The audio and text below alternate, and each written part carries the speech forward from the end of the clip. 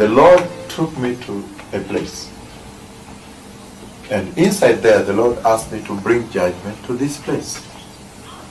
So it reminds me of when the Lord was calling me.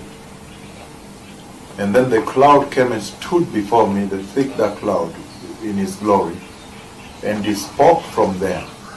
And he said, "Can you give me a coat of judgment?"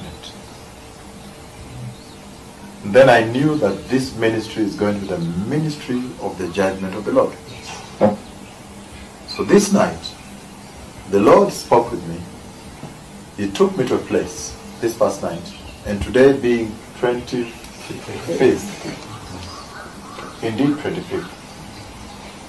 Today being the 25th of May. And in that place, the Lord said, "Bring judgment to this place." And so I spoke the judgment of the Lord to this place. And when I spoke the judgment of the Lord to that place, then all of a sudden, before I finished, a massive earthquake hit that place. I see one tall building with glass windows, and that building was struck by the earthquake. And when the building was struck by this earthquake, it broke. The building broke. And I say, big metal on top of the building, on the roof of the building, communication gadget that was on top, mounted at that place. But I see the side which has been demolished. The roof of the broken, the stair is a tall building, so the floors have been broken one side. Again, the entire building is struck. He brought me to this particular building.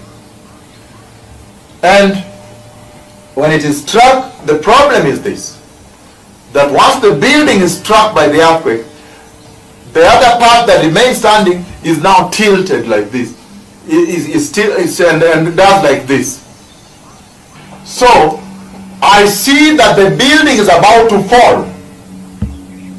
And then, also fear that the tremors might come. And so then it might fall, begin to run before it falls. And that means there's a building that will hence almost fall, will be struck, crushed one side, and once all about to fall, and then the tremors, people will run away from the vicinity of the building, down there. There is an earthquake that is coming. And the Lord said, "These are the signs of the coming of the Messiah."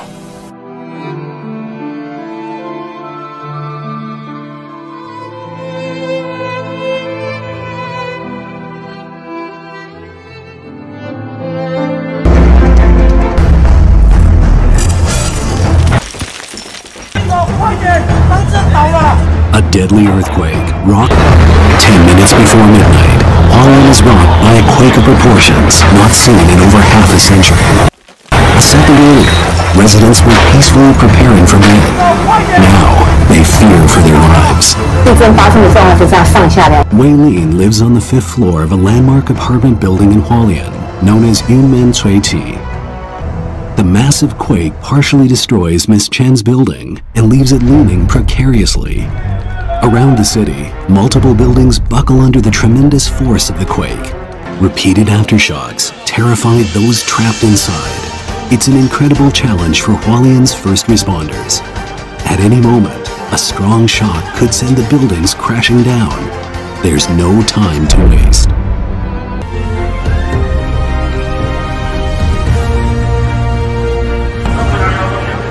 Working against the clock to search for survivors. Rescuers are using cranes to get to those trapped in what's left of Hualien's Marshall Hotel. When the earthquake struck just before midnight local time, the floor caved in, leaving the entire building slanting on its side. This rescue team from Taichung in central Taiwan is preparing to go into the building for the first time. But this building is in a particularly perilous position. As you can see, it's very slanted, so we have to take precautions and special gear to ensure our safety. Eyes turn instinctively towards the teetering structure.